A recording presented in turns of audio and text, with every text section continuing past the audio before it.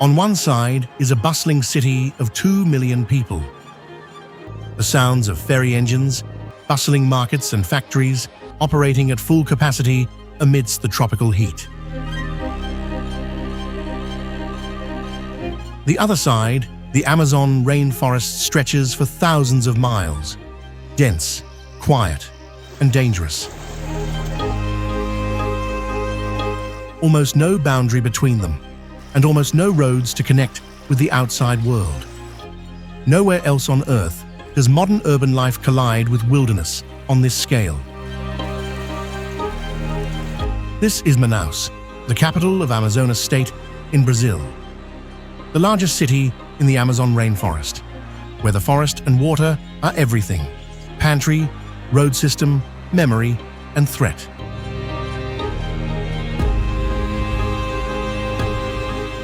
How can people live and build houses amidst floodwaters that reach 14 meters high? How do they make a poisonous cassava become a daily food? And the deeper we travel, we are closer to the hardest question: the nature and the people, who is really shaping whom?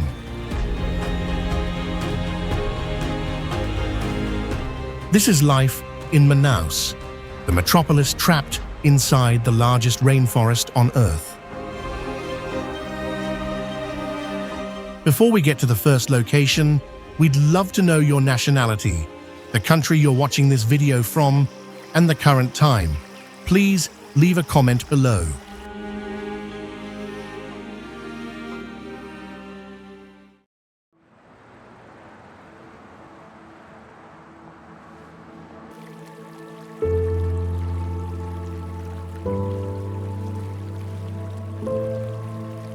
A man steps across a narrow wooden walkway while brown water moves beneath the floorboards. Around him, kitchens, bedrooms, shops, an entire family lives stand several feet above the mud on timber stilts. This is not the edge of Manaus. People live here every day. In educandos, when the water rises, streets can disappear beneath it. Residents lift floors, replace boards, move belongings, and find new routes between one doorway and the next.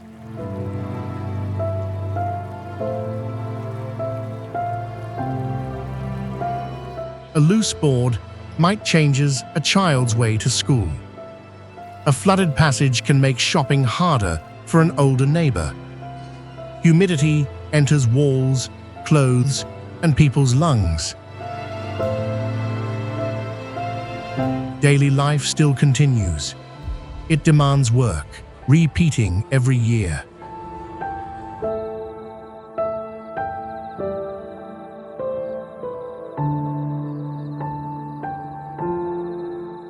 Educandos began taking shape in the 19th century, after a vocational school for young artisans opened here in 1856. Over time, the riverbank drew workers, migrants, fishers, and families seeking affordable ground close to the port and city center.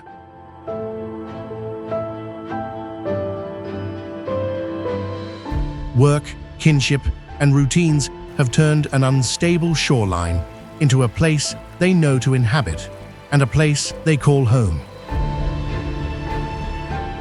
Their adaptability deserves respect, but maybe it should not have to replace the safety that reliable infrastructure ought to provide.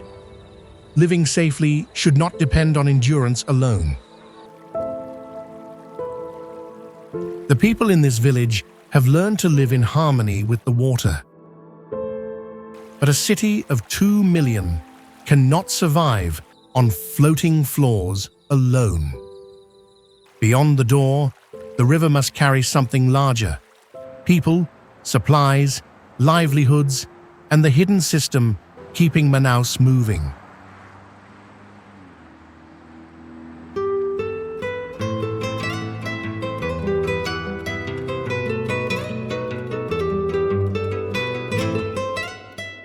How does a city surrounded by rivers keep moving? It begins in yards like this, where boat builders turn hardwood into vessels that carry people, food, and machinery across the Amazon.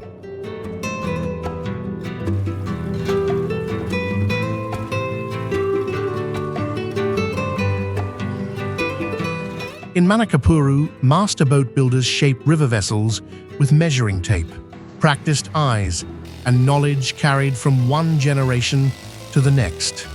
They read grain, curve, balance, and resistance before the wood touches water.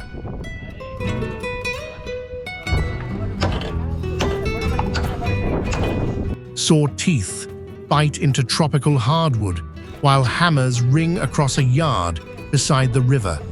A hull begins as ribs, then the weight, and then the trust. A mistake measured in inches here can become danger measured in miles once the boat enters the Amazon. That is why every cut matters, and also every joint, every pause before the strike.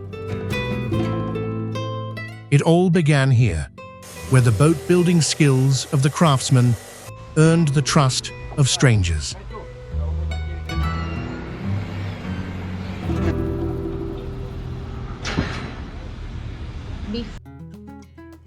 The finished hull reaches the port, and suddenly, the empty decks disappear beneath color. Hammocks stretch from post to post until the boat looks less like transport and more like a suspended neighborhood.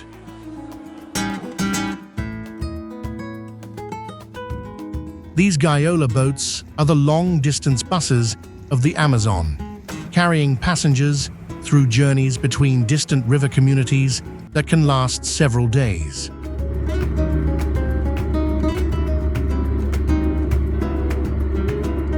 No rows of seats and no private cabins for most travelers. Hundreds of people eat, sleep, argue, laugh, and wake together while the river carries the entire room forward. At first, you might only notice the crowding. Stay longer, and you see the quiet gestures holding every people together. A softer voice, a cleared path, a hand helping another family. Perhaps a community is not always built by people who know one another.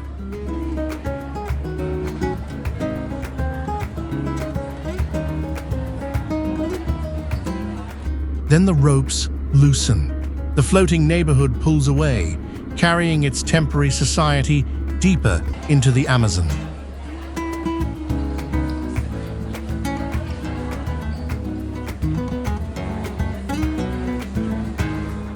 Before we move on to the next location, please let us know what impressed you the most about the indigenous community in Manaus by leaving a comment below. Thank you very much.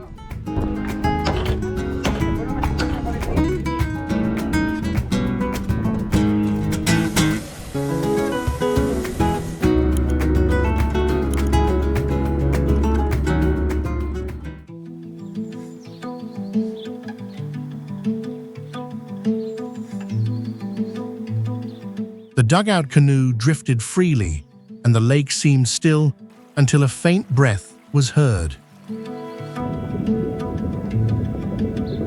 Small sound, enormous body. A pirarucu rises for air, then disappears beneath the dark water. This river monster can grow nearly 10 feet long and weigh between 220 and 330 pounds. Enough to overturn a careless boat.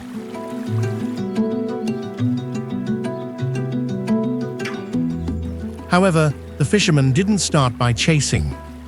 They listened, they observed the ripples, remembered the position the fish surfaced, and chose the right moment to catch them.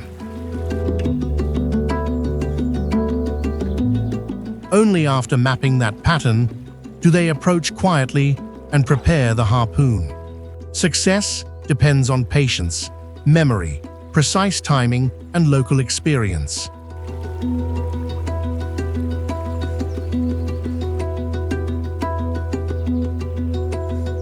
Anyway, this is managed fishing, built around seasons, limits, and community patrols. Fishermen have to learn which parts of the lake can be opened for harvest. Taking too much would empty tomorrow's water and weaken the next breeding season.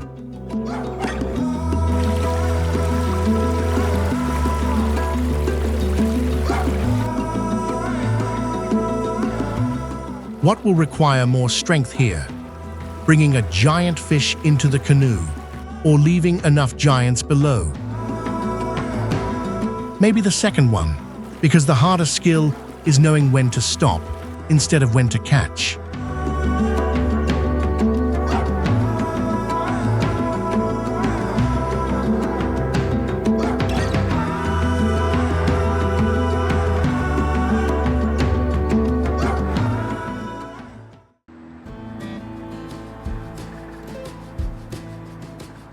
Before sunrise reaches the roofs, a blade passes through thick red flesh. Water runs across the floor. Beneath an iron frame built centuries ago, voices begin trading prices. The quiet lake is gone. This is Mercado Adolfo Lisboa, where Manaus is being fed.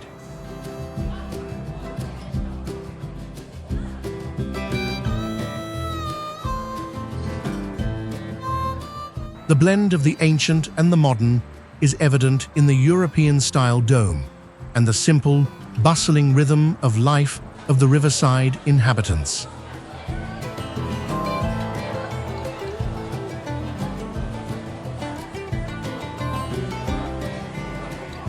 At 4 to 5 a.m., when the fishing boats dock, the fishermen fillet fresh, giant pirarucu and succulent tambaqui fish right at the wooden tables by the riverbank. Scales, ice, wooden tables, and practiced hands fill all the aisles.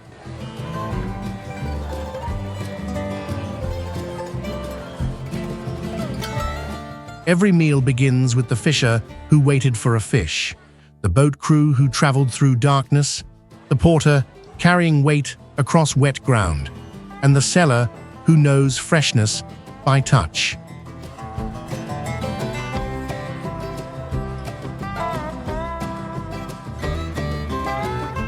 The river delivers the fish to the city, and people complete the journey.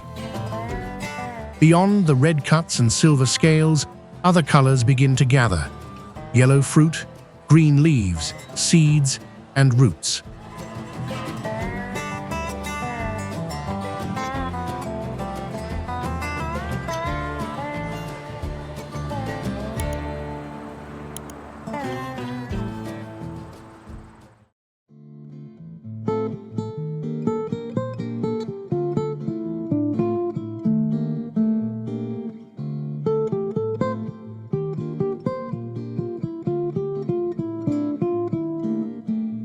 At Feira do Produtor, before daylight, agricultural products are already put in baskets, sacks, crates, and boatloads. The leaves still carry moisture from the journey.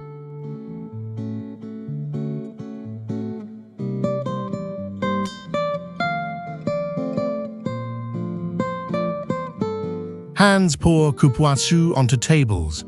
Knives open thick skins, buriti, bakuri, bananas, herbs, seeds, and roots assorted beneath bright lamps.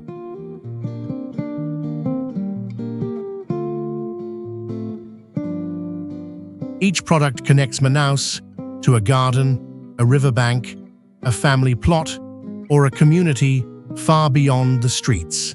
Someone planted it. Someone knew when to gather it. Someone carried it when the sky is still dark. And someone here knows how to judge its weight, scent, ripeness, and use.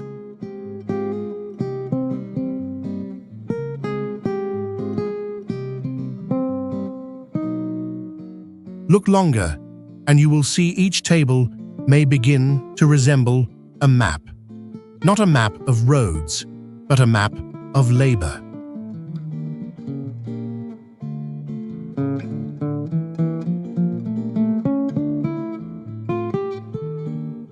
The The sellers do more than exchange goods. They explain which fruit belongs in a drink, which leaf enters a broth, which seed carries oil, and which root must pass through careful hands before reaching a kitchen.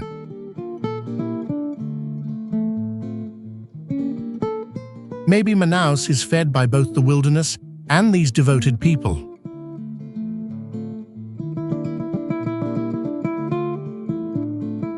The next story will begin at the table, with a plain root which looks ordinary but very dangerous.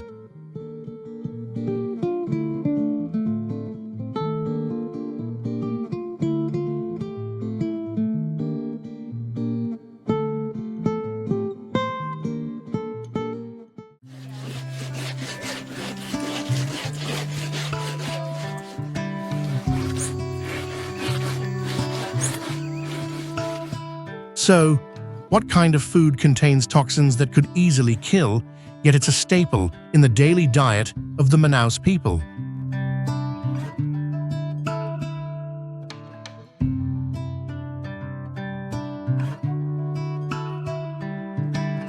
It's wild cassava, a tuber containing compounds that can release cyanide if eaten raw or improperly prepared.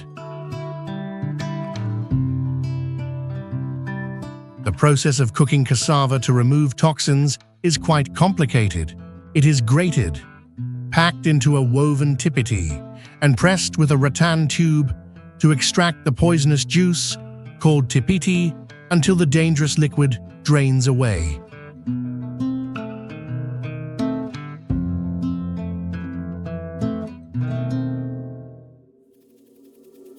The pulp is dried and roasted into farinha.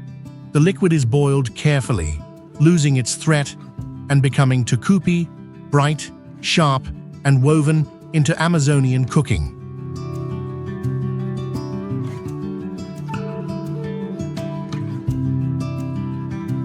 With their ingenuity, the Manaus people transformed a deadly poisonous plant into a core source of starch and spices that sustained the Amazonian inhabitants for centuries.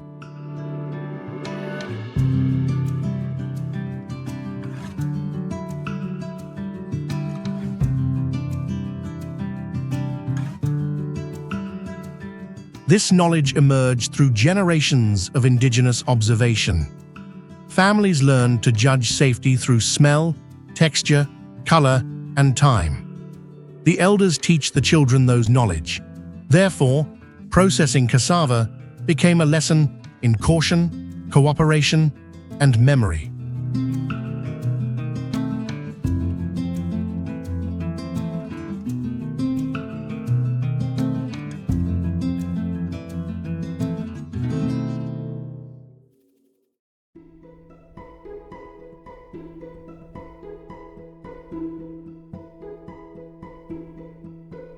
Besides the numbing tacacá soup, the purest and most valuable source of energy that helps Manaus laborers maintain their endurance is the original bitter acai fruit.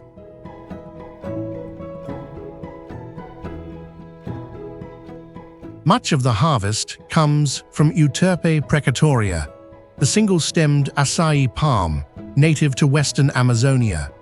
Compared with the Pará variety, it contains higher concentrations of purple anthocyanin pigments overall.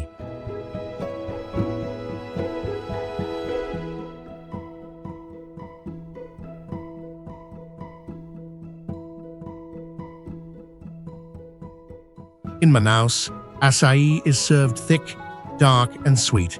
Beside fried fish and farinha, no tower of fruit, no dessert spoon. For many laborers in Manaus, it is also a filling source of energy before they return to work.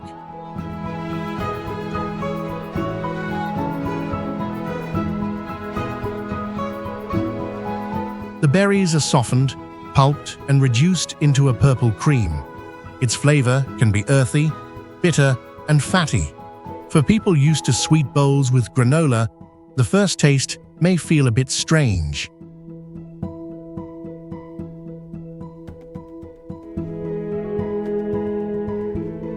Here, Acai follows a clear path from palm to boat, then from market to table.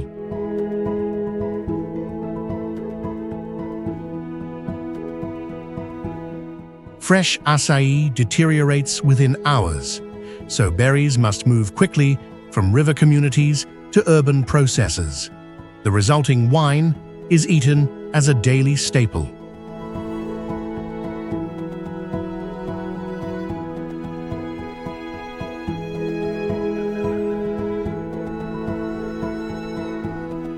Every meal in Manaus carries something from the forest, but knowing what to take is only half of the relationship between people and nature. Beyond the market, the city meets the Amazon again, not as a pantry, but as a living neighbor that demands attention.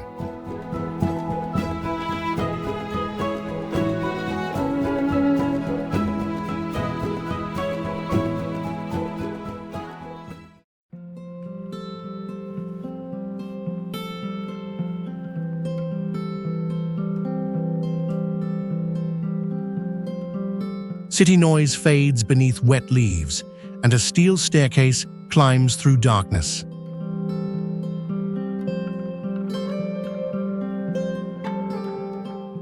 Higher up, it separates into layers, roots below, trunks in shadow, insects moving through damp air, and birds calling from the canopy.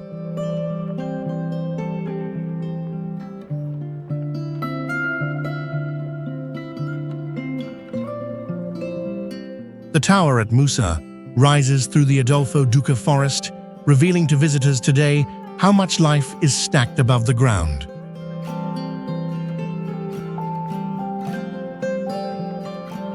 The structure stands 138 feet high, with 242 steps and viewing platforms at 3 levels. Each stop reveals a different forest zone, from shaded trunks to the sunlit crowns where birds, insects, and flowering plants concentrate.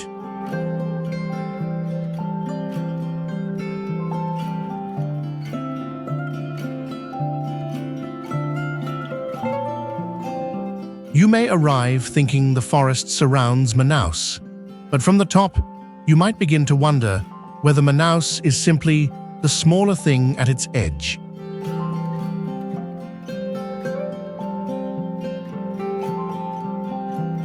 As Musa itself occupies part of the Adolfo Duque Forest Reserve on Manaus's northern edge. Its trails, living collections, and research spaces turn the rainforest itself into the museum's main exhibit.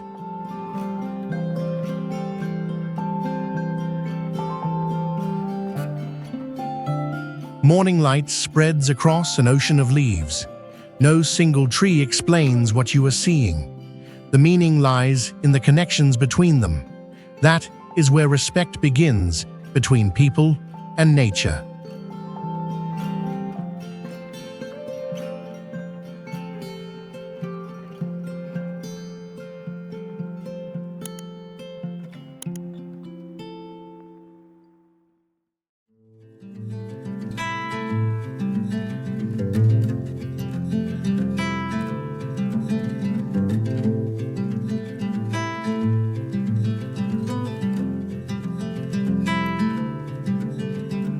The first sign is not pink, it is breath.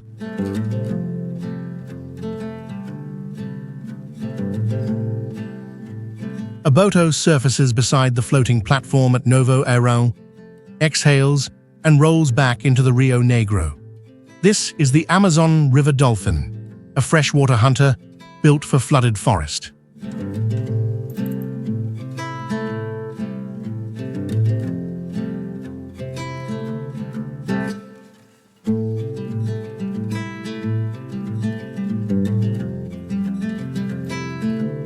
Its long snout searches between roots. Broad flippers help it turn, and a flexible neck lets the head move around submerged trunks.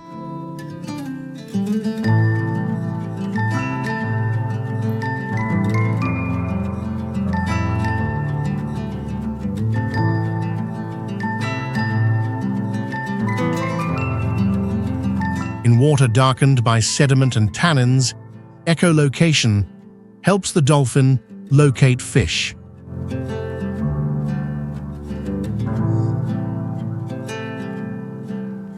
Tourist feeding here began in 1998.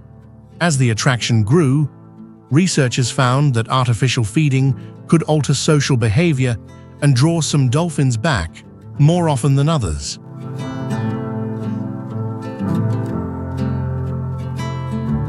Park managers began studying animals, limiting visitor capacity, and controlling feeding sessions to reduce pressure on them.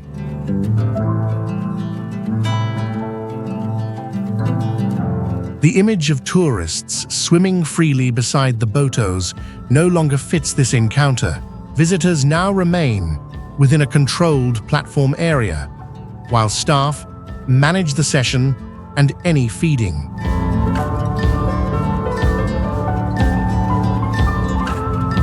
The encounter now carries two stories: the animal itself and the effort to correct the way people meet it.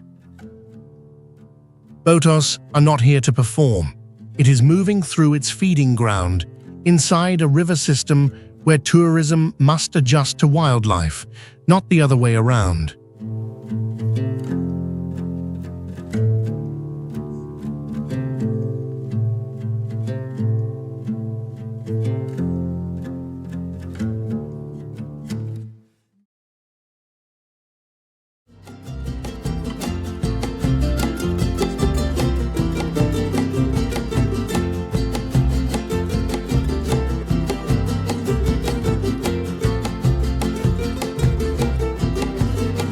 Smaller than many house cats, a black face, a pale collar, a life spent racing through the canopy.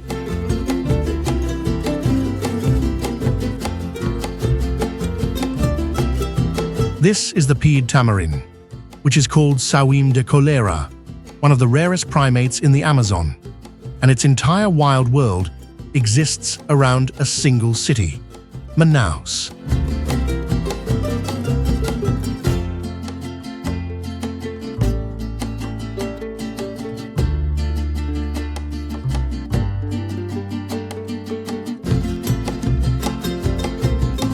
These macaques travels through the canopy in family groups, feeding on fruit, insects, nectar, and small animals.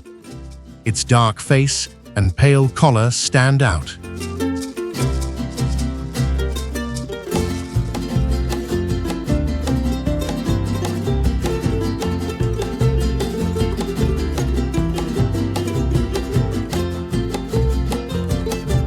Now, the pied tamarin's living habitat are harder to protect. Roads divide feeding areas. Buildings force the trees to be removed. Power lines create dangerous crossings. When canopy disappears, a group may lose access to food, shelter, or mates.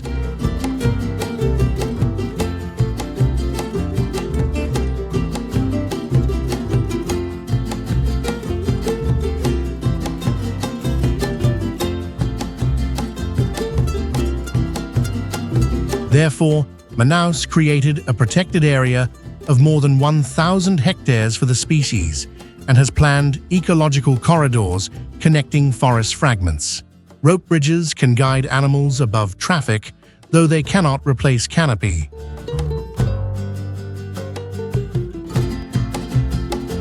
The pied tamarin's survival depends on whether Manaus can grow while keeping forest connected.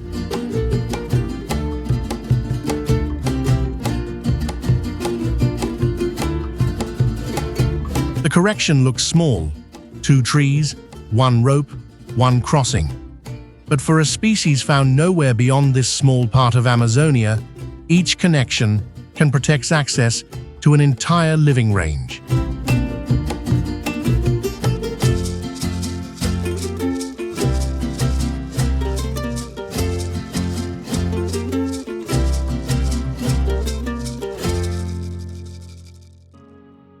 Manaus is learning to leave room for the forest beside it.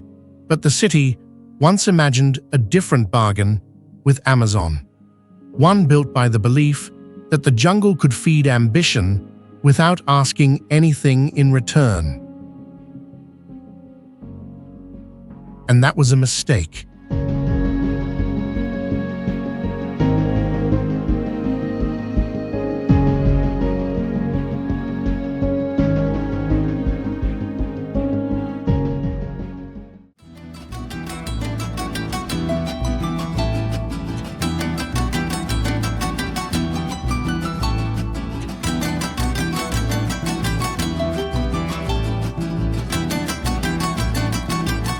Inside Teatro Amazonas, chandeliers glow above velvet seats, painted ceilings, carved balconies, and a stage built to impress audiences far beyond the Amazon.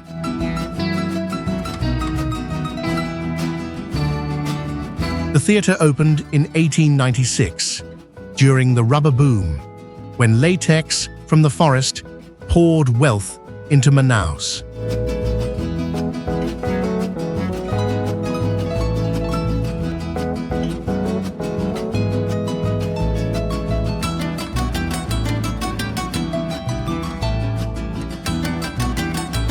Ironwork came from Europe. Marble crossed the Atlantic. Decorative materials arrived by ship, then continued inland by river until a European opera house stood beneath equatorial heat.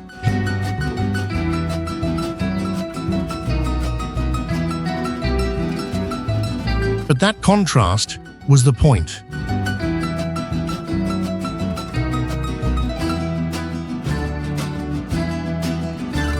Rubber merchants wanted the city to look as powerful as the fortunes they had made. Yet those fortunes depended on labor far away.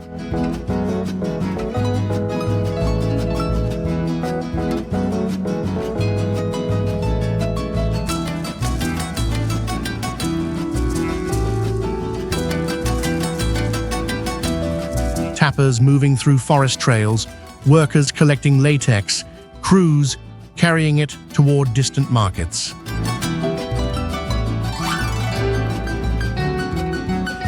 Then, the balance changed. Rubber plantations expanded in Asia, prices fell, and Manaus lost the advantage that had financed its sudden grandeur.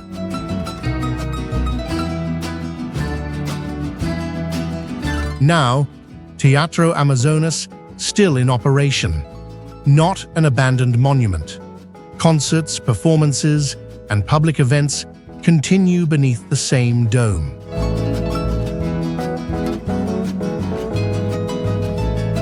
Perhaps it's fortunate that later generations have found ways to keep the theater alive instead of fading away due to past mistakes.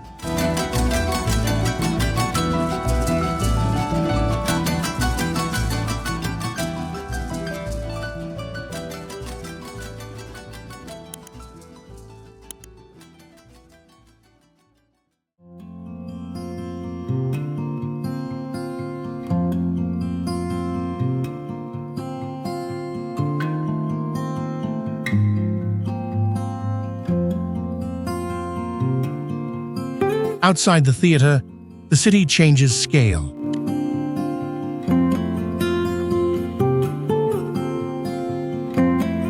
Largo de São Sebastião opens beneath the evening sky, its black and white stones arranged in waves across the ground.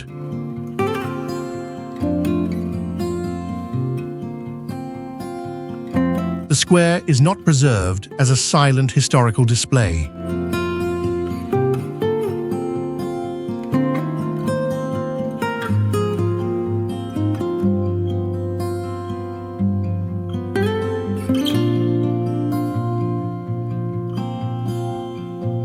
Children run over the paving. Musicians unpack guitars and percussion. Street vendors prepare snacks and cold drinks. Cafe tables fill as office workers, families, students, and visitors settle into the open space.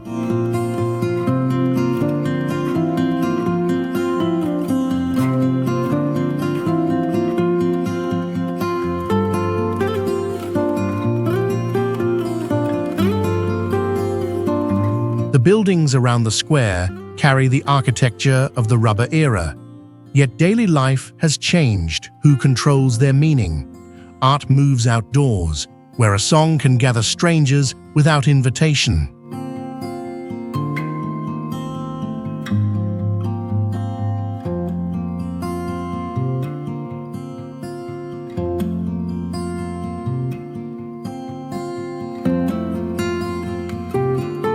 You might arrive looking at the theater. After a while, you may notice that the more revealing performance is happening around it.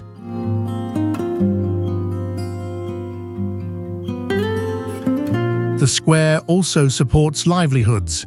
Artists earn audiences, vendors find customers, and restaurants depend on the evening flow.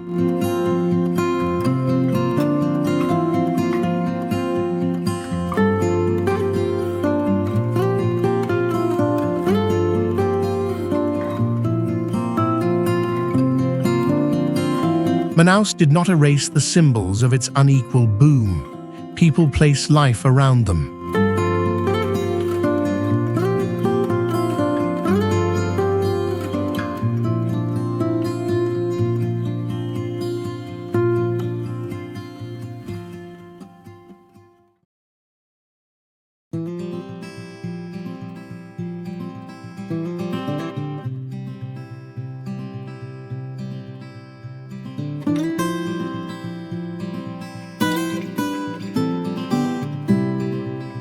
At Ponta Negra, the Rio Negro first appears as part of an evening.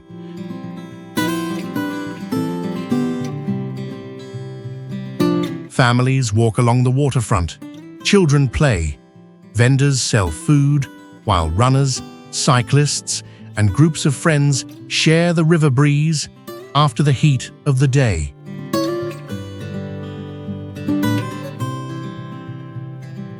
During the Afro-Amazonian Festival of Iemanjá, that shoreline takes on another purpose.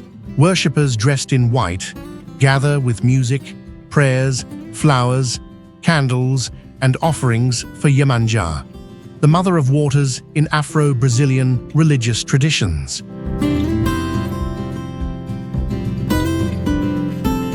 The ceremony carries histories that reached Brazil through the African diaspora and developed through contact with Catholic, indigenous, and Amazonian worlds.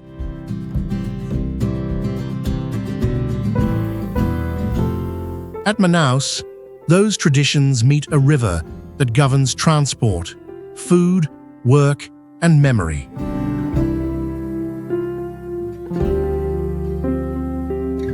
This should not be treated as a performance for outsiders. For participants, the gathering creates space for devotion, ancestry, protection, and gratitude.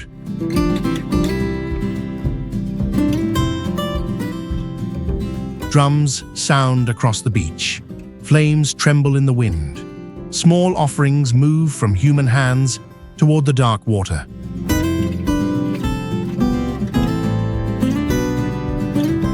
The same river that carried houses, fish, passengers, and freight now carries light away from the city.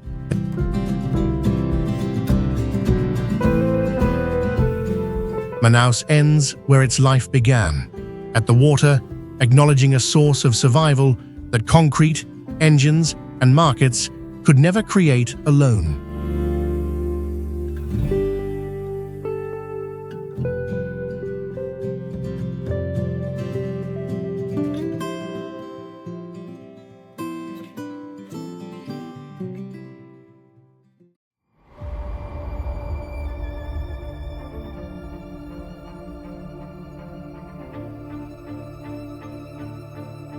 Across Manaus, we followed a city that survives by learning the rhythm of water, forest, and one another. What stays with us is not only ingenuity, but humility, the understanding that strength can mean adapting, sharing, and knowing when to leave space. Perhaps that lesson reaches beyond the Amazon. We leave with the quiet confidence of people who make uncertainty feel livable. The river keeps moving, and so does the city. If this journey has given you deeper insights into the world, please continue to follow us by subscribing to the channel. Thank you for watching and see you on our next trips.